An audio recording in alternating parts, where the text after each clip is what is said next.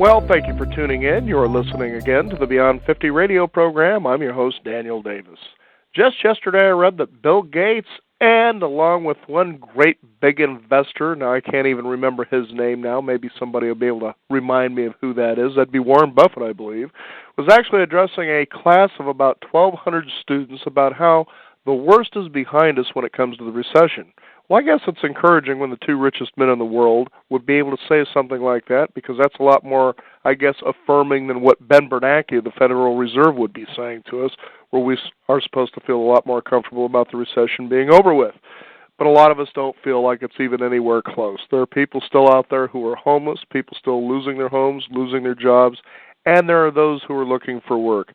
It's highly competitive right now, especially when so many jobs have been lost and sent out, that we need to find ways that if we're out there looking, that maybe we can have an edge. Joining us here on the Beyond 50 radio program today, our guest, Francis Bowles-Haynes. We're going to be talking about 101 toughest interview questions and answers that win the job. And I think most of us can use an edge if we can find one. I'd like to be able to welcome to the program today our guest, Francis Bowles-Haynes. And Francis, thank you for joining us here on the Beyond 50 radio program. Well, thank you very much for asking me. I'm delighted to be talking with you. You bet. Now, how do you see things when it comes to the recession and people who are out there looking for work, especially those who are approaching or just past midlife? Well, I think it's a more difficult time to be sure for everyone, regardless of your age. There certainly are more people looking for work now than there were before. So I'm often asked, well, is it harder now than it was before? And my answer to that is sort of yes and no, kind of a little no, in that it's always been important to interview well, recession or no recession. But a big yes sort of to the fact that there are so many people looking for jobs. It means that employers can be far more selective on who they want to interview. And really where the threat is not so much in the interview, it's before the interview. That if you send papers or resumes or letters and they're not really 100% perfect, you're going to lose out at that stage of the game where they can just say, no, I'm not interested. Let's give me the next batch of 50 resumes. You know what I mean? So it's more difficult, I think, with the first time you try to approach an interviewer or an employer. Mm-hmm. I find it interesting as I've been out there in the workforce off and on over many years is how people actually approach a company, whether it's a basic place, whether it's a McDonald's or whether it's a big corporation, how they really truly don't seem to have the right kind of skills, the way they dress, the way they ask questions, just the way they approach the whole process of looking for work. How have you seen those kinds of things and where people can really use improvements? Well, you're right, unfortunately. I'm sorry that I have to agree with you, but I do think people approach a job hunt in a fashion that surprises me often, particularly because it's such an important thing in people's lives. I mean, people spend much more time looking for a car they'd like to buy than they do preparing for a job interview. And, a car's going to cost you money. Hopefully a job's going to give you money. So I always think, well, it just takes a little bit of common sense, a little bit of reading up on what you should do. If you have questions, God knows we have a lot of resources now out there. The Internet is unbelievable with its research for people who want to know what to do to prepare for an interview. I mean, I have a friend who sent me a resume of a CEO of this company that he's going to work with, and I was dumbfounded by this resume. It was so terrible, I could not believe it. Mm-hmm. And I just thought to myself, did this guy not ever read anything about how you write a resume? It was amazing to me. I mean, the guy's probably 65. He's run a couple of companies, and his thing read like a sixth grader had written it. Uh-huh. So, there's a lot of help out there, and I encourage people to use whatever resources they can before they step one foot into an interviewer's office. There's no reason for mistakes like that. Yeah, exactly. It's so interesting you should say that. I remember helping someone with a resume one time, and by the time I was finished, you had a side-by-side resume comparison. And I said, the first thing you want, at least, and I'm not a job-searching expert, but, there's just common sense when it comes to something like this, at least to me anyway. And that is, it's got to be readable. They got to want to read it. This guy had lines. I mean, this thing just looked like a mess. I said, I'll bet you $100 they'll just toss this in the garbage. They won't even give it a look, okay? So I went around and I just would show people. I said, take a look at these two resumes. Which one is the most readable? And 100% of the time they pointed to the one that I wrote just because it was clean, it was easy to read, it was simple, and that to me was the most important thing. It needed to be readable. So then a girl steps in and she says, "Wait a minute." She says, "Now, you need to put these lines and all that, it's more professional." I'm like, "You're 21 years old. What would you know about being out in the workforce?" Mm-hmm. Yeah. She said, "This is going to be a dangerous conversation." I said, "Only for you." I said, "The point is the result. Does it get read? That's the first thing that should be important, not that it's professional. But it's amazing what people think and consider to be professional." Well, it is. It's unfortunate, too. And people sometimes feel like writing a resume to a lot of people means getting a job. And it's not true. What writing a resume means is getting an interview. Now, you would hope that this one-dimensional piece of paper that you send to somebody is just going to whet their appetite. And then if they can read it and see something they like right away, you have a much better chance. You don't need to be Faulkner. You don't need to be Hemingway. You just need to get the information across that's going to make somebody want to call you into their office. And that's where you better shine. Mm-hmm. Mm-hmm. So as I would say, a resume gives you a reason to be calling a potential employer back until they eventually say yes, or you decide there's somewhere else you want to work. Mm-hmm. Yeah. Yeah, resumes are important, but people. I don't like resumes, quite frankly. I know that sounds like heresy to some people, but I just think it's a really unfortunate way that we have to do job hunting because it doesn't really tell someone else who you are and what you can do. Mm-hmm. But I know it's the best we've come up with yet. Exactly. Well, it's just like in the book, What Color is Your Parachute? Richard Bowles, and he simply says, the job usually goes to the one who knows how to go get the job. It's true. Mm-hmm. And I'm sure you've seen that in your experience. Let's say you're a really good person who can write code. It doesn't mean you're going to be good at telling someone what you can do. And the way that we find jobs in this country is we have this 15-minute to 1-hour interview where we're supposed to wow somebody and tell them who we are and all that. And it's very difficult for people who might be fabulous at what they actually do, and their skill sets may be incredible, but if they can't get it across to an interview, if they can't look the guy in the eye, if they can't shake hands with the woman, they're going to have problems getting a job. Mm-hmm. Now, it was really interesting to read through 101 Toughest Interview Questions because I was like, okay, yeah, some of these questions you may hear and some of them you may not. Right. But the bottom line is, let's talk about what the interviewer is interested in and looking for. Yeah. Well, I think there's 4 things. This is sort of my little system, is I think there's really only 4 things that an interview cares about. And every question you're ever asked in an interview, if it's done by somebody who's even semi-professional, is going to be to answer one of those issues. And they are in order. Can you do this job? And second, who are you? What are your values? Who are you like? What's your personality like? Number 3, will you fit in at my company? Will you be part of a problem or will you be part of a solution? And then only if you can do those first 3 right, and if you can impress an interviewer with those 3, then do you get to number 4, which is, how much are you going to cost me? But you don't have to deal with how much are you going to cost me if you don't pass 1, 2, and 3. Because it doesn't matter. If I don't like you and I'm not going to hire you, I don't care what you're going to cost. So really, honestly, everything is about those. And personally, in my opinion, as I've done this for 25 years, I think the question of will you fit in my company is actually more important than the question of can you do the job. Right. Because people can be trained for many things. I mean, you have to have some basic skills. And if it's a highly technical field, of course, you're going to need those technical skills. But really, employers don't care so much about that as they do, are you going to fit in with my people? Are you going to be part of my problem or part of my solution? Because what they surely don't need is another problem. Mm-hmm. I know that when it comes to important questions, especially for those people who have lost jobs, whether you were fired or laid off, that becomes a very tough question in itself because of just how they feel about losing that job in the first place. Sure. To be asked that, and sometimes people will kick in the flight instinct that says, maybe I had to be, a little off track or perhaps even lie about what happened. Because, being fired to a lot of people sounds like, somebody stamped felon, on their record and that they're going to be discriminated against. But that's not true usually. It's not true anymore. It might have been true 25 years ago when people weren't moving jobs as often as they do now. So you stayed with the job for 15 years and you usually didn't get fired, Now we hop jobs so often and we have mismatches and employers understand about mismatches now. So I don't think being fired is an automatic death sentence like it used to be. I do think it's important, and I'm going to reiterate this a few times while we talk, I'm sure. I do think that it's really important not to lie. Because we've done a lot of research with employers. You know, we've asked them what are the things that people lie about and how does that affect you and your decision-making. And what we find out most of the time is what people lie about is not the deciding factors for the employer or the interviewer. So it's not necessary to do it. In other words, if you extend your experience or you say you have a skill you don't have and that you have experience you don't have, that's probably not the thing that turned the tide for them to hire you. But I can tell you that they said 100% said if they find out you have lied and they've hired you, you get fired. There's no questions asked. You're just done.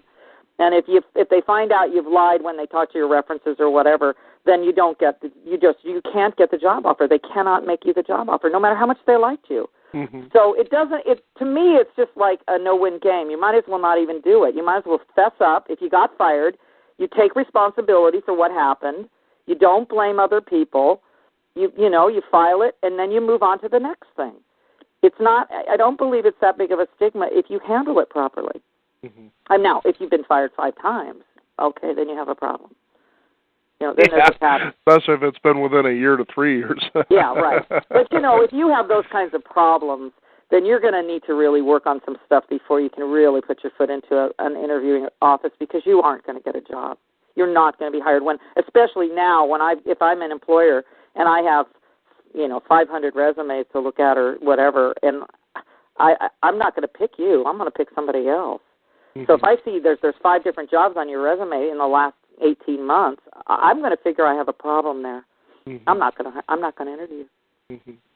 It's interesting that you bring up, Frances, earlier in the program about how the interviewer is actually trying to find out whether or not you're going to fit well within the company, and that means the whole team. Yeah. And so when you see a question like, and this is one I know that I've experienced myself over the many years, tell me about yourself. Uh-huh. Now, that's a key question on many different aspects. Let's talk about the importance of tell me about yourself. Yeah. It is a big one because it's an open-ended statement. It's not really even a question, and it allows the job hunter to say anything they want. They can pick, Tell me about yourself. So here's what I want job hunters to hear when they hear that. I want them to hear the interviewer saying, tell me about your professional self. Mm-hmm. It would be great to tell them that you play softball with your church ball team and that you were born in New York City or whatever. But when you answer that question, you think to yourself, this is the only question I'm going to get, and I need to tell the interviewer things about me that's going to make him or her decide to hire me. And you don't want to go with any other kind of information at that time because you may get into some of that stuff later if you have a good fit. But you certainly want to say, you want to look at that question as your one chance to tell the interviewer why they should hire you. So stick with your professional skills. Tell them what you've done. Short, you can take maybe a minute and a half you can take on that one. Not too long. Because here's the thing about an interviewer. If they're interested in something you have said, I can guarantee you that they will ask you follow-up questions. Mm-hmm. So people don't have to think that they have to say everything and that they're not going to get a chance to come back on a particular point. Because an interview will say, if you say, well, I managed this project and we brought in, $100,000 more dollars of business in 3 weeks, they're going to say, well, gee, tell me how you did that. What is it you did there? So you're going to get a chance to address it. Mm-hmm. But I want people to hear, tell me about your professional self, and stick to that stuff. See, and I would think, too, as you said, you've been doing this for 25 years, is that the first thing you would want to do, and this comes from Harvey Mackay, Swim with the Sharks Without Being Eaten Alive. He always says, and he said this over and over one time when I interviewed with him, is that he says, do your homework, do your homework, do your homework. Right. Most people kick in a door sometimes and have really little to no idea what a company actually does. Yeah, that's true. And that, again, is unfortunate, and that's kind of those lazy, sloppy skills we were talking about before, when you don't dress up and you don't even, you don't groom yourself or whatever. Here's another thing, this to me is amazing, that people don't take the time to go find out where an interview is going to happen. Mm-hmm. Well, there's no excuse for that. I mean, honestly, if you don't know, you take a dry run. That's one thing you control. You don't have to be late. I mean, sometimes circumstances happen where you are late, but you certainly can control most of that. Mm-hmm. And so I'm amazed when people are sloppy like that, and they don't do homework. There's no excuse. We have the Rosetta Stone of information at our disposal. Nowhere in time history has anyone had as much information as we have. Every company with about 2 or 3 employees and above has a website now. There's no excuse not to go look at it. There's no excuse not to look at the competition to the people you'll be interviewing with, to see what's out there, who their biggest competitors are. There's so much information people can gather, and it goes so far with an interviewer. If you just even take the time to ask them a couple of questions about, or show them that you know something about their business and what they do, it's important stuff. And again, employers that we've talked to, about 50% will come down on the side and tell you that they won't even consider hiring people who don't ask them questions anymore. They expect that people will have done some homework and will want to know something about their company or even themselves.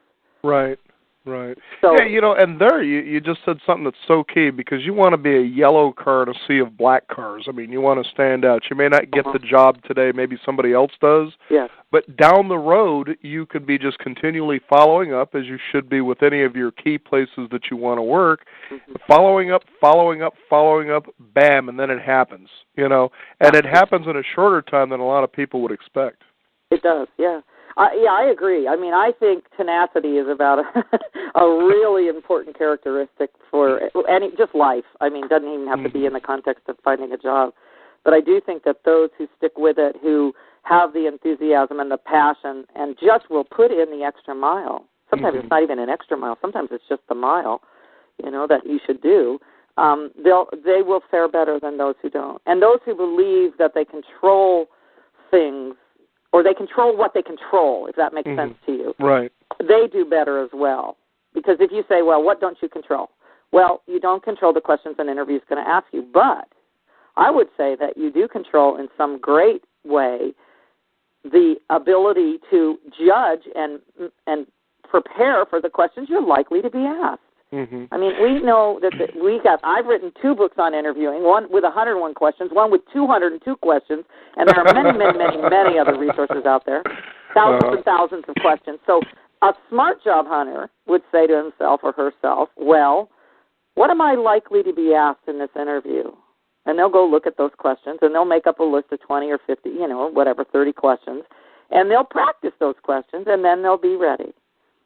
So I would say you do control, in some sense, at least 60 to 70% of what questions you're going to be asked, because if you prepared for them, the questions that are most likely to be asked, you'll be ready. And those questions you didn't see coming, you'll have a level of confidence that you wouldn't have had if you hadn't done the preparation, and you can probably field those questions fairly well.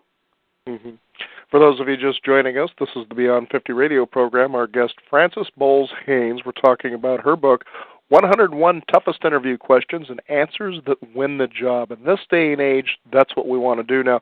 I remember many years ago as I was reading through What Color Is Your Parachute, there was a funny little cartoon caption there, and this leads up to a question that an employer is going to ask. But anyway, it says there the guy's sitting right across the desk, a potential hiree, I guess, and down the caption says, just the fact that you even want a job here is a strike against you right off. Yeah, I know. But anyway, Dick Bowles is my uncle. What's that? Dick Bowles is my uncle, and he loves those cartoons. Oh, yeah, wonderful. And I'm telling you, What Color Is Your Parachute revised every year since 1973. Yeah. That is a gold mine of information. That changed a lot of things for me. The best book about job hunting that's ever been written. I agree with you, hands down. There's no doubt about it. And it's not for dummies. It's for people that really want to explore who they want to be and what they want to do in life more than looking just for jobs. But if you want that, that's available too. So again, great book, but so is this one too. I could tell, that I wasn't sure if you two were related, but it's neat to know that you are. So if you see him say, Daniel Davis says, your book actually kind of changed his life into a different direction, and here I am doing radio. And I know he'll enjoy hearing that, Yeah. Now here it is. Now here comes, this is a key question, and we just hit on why this question, to me, is one of the most valuable questions that you'll get asked, and it can make you stand apart because it shows whether or not you've done any homework. And that is, it's not really why are you interested in this job. That's a key question, but to me is, why do you want to work for this company? Right, sure. This is a biggie. This is a very important question, and I think one that everybody who's looking for a job should prepare for, because you want to jump in with both feet, no holes barred, and you want to show your enthusiasm and your passion for working for this company. And you do that by having done your homework about the company, the job, even the interviewer, if you could find some information out about the interviewer. And then you also want to talk and relate what you know about your skills and the tasks of the job and how they are complementary. And I'll tell you, it's key. It's really key that you have a good answer for this, because if you can't answer that, why do you expect an employer would want to hire you? Mm-hmm. Why do you want to work for us? Well, gee, I like your logo. Well, thanks. And next, honestly, it's a very, very important question and one that needs some thought. And the job hunter does need to match up their skills and experience with what is being offered. I mean, you don't want to say, well, I love projects, and the guy said, well, we don't work that way. You're going to work individually, alone. Well, you better know that kind of stuff. Right. So I think it's important, and I think enthusiasm, some of that's translated in your voice and when you look at a person and you smile. Smiling's really underrated. People like it when you smile. But enthusiasm is shown by the questions you ask, and that's how you tell somebody you're really interested in something. When you meet somebody for the first time and you're talking with them, and then you say, well, where did you grow up and where did you go to school? And, it shows that you care, that you want to know more about them. And I really think that's important. I really agree. And seeing the thing is, it comes from doing your homework again, as we've said earlier. In fact, Philip Fisher was one of the people that Warren Buffett actually learned. They said, about 30% of his investment strategy was based on the principles of Philip Fisher. And what he talked about in his book, it was Common Stocks and Uncommon Profits, I believe was the name of the book. And as I was reading this, it was talking about how you find out about a company you're interested in investing in. Now, investing can also mean investing your time as somebody who's an employee there. Okay, correct. So it really goes hand in hand. It's the same thing. That's really a bigger investment. Exactly, and the fact is he says that you go to companies that are not only in the same line of work, but let's just say that it's even a manufacturing company, that you're somebody who wants to be a high-end laborer or a manager, is you would go to suppliers and people that they actually provide their products or services to and say, what can you tell me about this company? A lot of people say, well, that just seems like so much work. Why not just go in and keep it basic? And I say this is one of the big reasons that you want to spend time doing this, because when they ask this one question, you're going to be really ready to sell yourself, and that is, what salary figure did you have in mind? You're asking how should people deal with that? No, the point is I would say if you do all those things, if you take the time that when employer asks that question, right. Because you think there was a fun movie, it was called Defending Your Life, Albert Brooks. Oh, yeah, I remember that. Yeah. And there was a scene where he was playing, the role about, what they were going to offer him for a job, and he's like, I can't take anything less than this. But then the next day, the guy offers a low ball, and he just takes it right away. Yeah, yeah. And so you could see doing your homework for that particular question, you could say, I believe this is what I'm worth. Right. Yeah, and in so many ways, if you do that, if you talk to people, and I know people do say, well, gosh, man, why do I have to spend 8 hours preparing for an interview? I might not even get the job. But here's how I look at it, and I sort of hope this is kind of a philosophy that people might adopt when they look at this, is no bit of information is ever wasted. Right. For instance, if I do spend that time and I do find out, like you said, what the suppliers think and whatever, I can talk more knowledgeably when I do meet with the interview, but I also can apply that information down the road. So let's say that I don't get that job, but then there's another job over there that looks a lot like it, and I can go to them and say, yeah, well, look, I know all this. And I just don't believe any information is wasted, and I do think that it will come, like you say, maybe it's that one question that you did all that work for, but maybe that was a really important question to the interviewer, and you can't know that ahead of time. So you need to really do your homework. The other thing I would say that to me is highly important is that people practice. It's one thing to find out all this stuff, and then let's say you think you know all your skills and how they relate, but if you get asked a question like, describe to me a time when you led a project and you came out, you finished ahead of your goals. Well, if you haven't practiced how you're going to answer questions like that, you're going to stumble around, and it's not going to reflect well on you. So along with the research, the other hand is practice, practice, practice. Because I think if you don't practice with somebody, you can't know how it's going to sound when it actually comes out of your mouth. So it doesn't hurt any of us to do that, Grab a friend, grab your spouse, whatever, and practice. And they'll tell you, they say, oh, honey, you pulled your hair 3 times while you were answering that question. Because that's the other thing. Body language betrays us in some fashion, and you want to practice on that so you don't have any of those habits that are really sometimes unconscious. Now, here was one that I found interesting, Francis, and that is, I don't know that I've really heard of this before, but behavioral interviewing. What is that exactly? Yeah, behavioral interviewing is really getting to be more and more common, especially you're going to see behavioral interviewing with companies that have HR departments and who are slightly bigger. The small mom-and-pop stores may not know about this kind of interviewing, but I can guarantee you that HR professionals do, and they use it. And the thing about behavioral interviewing is that it is based on the premise that how you have performed in the past will predict how you perform in the future. And the way they get at that is they ask you questions like, give me an example of a time when you were creative at work. Now, that means you have to come up with something that's going to be in your experience. You can't pretend you have a time when you were creative if you didn't. It's different than when somebody says to you, are you creative? Right. Well, yes, I am creative, And that's really a subjective answer. And if you don't back that up with facts, then the interviewer's not going to really know how to judge that. But if I have to tell you about a time I was creative in my work, then you're going to know a lot more information about me. And they found that the hiring reliability when people do use behavioral interviewing goes up to about 75%. In other words, they are able to pick candidates to fill those positions with more reliability than if they just ask sort of traditional questions. So it's tougher because there's no fake in it. You either have it, you either have experience as a project manager or you don't. You can't use canned answers, but you can prepare for it. I mean, you can think about your experience, and you're likely to know what competencies are going to be required in whatever field you're in. And you're likely to understand that if you're in marketing, they're probably going to ask you about a marketing campaign you carried on, so you can prepare for that.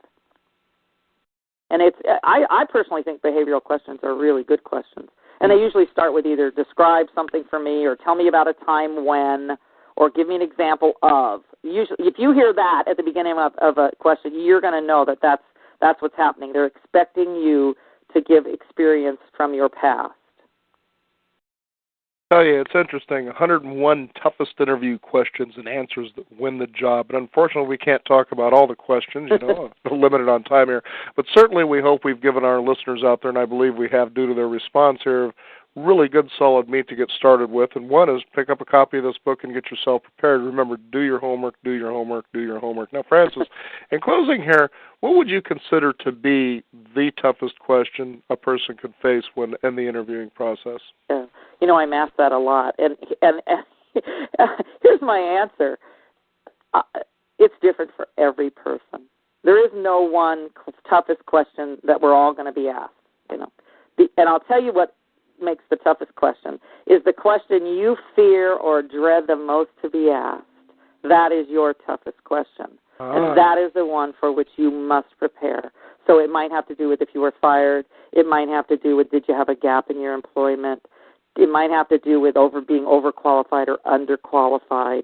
It might have to do with describing your last boss, who, if you really didn't like your last boss and you thought they were kind of, not a stellar performer, you cannot speak poorly of them. So those kinds of questions, depending on what you feel is your Achilles heel, that's your toughest interview question.